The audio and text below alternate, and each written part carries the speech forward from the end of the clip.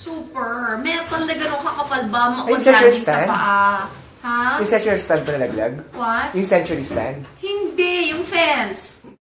Yung metal fence, yun yung bumagsak sa akin. From Saan there, hindi mag-bruise? ang laki kaya ng bruise. Ang fit niya, Tapos kanina, ayaw pa niya akong gamutin. Nagpa-picture pa siya muna sa akin. Inuna niya yung pagpapapicture. Sabi ko, maliligo ako. Sabi niya, hindi, wait, pa-picture muna tayo. So, inuna niya yun. So, ngayon, ang sakit. Tomorrow siguro, hanggang 24 hours, rest muna. Rest lang. No movement muna for 24 hours. And now, because of this, sorry sa mga kalabaw at sorry sa mga tilapia, hindi na tayo mag-meet. Uuwi na ako.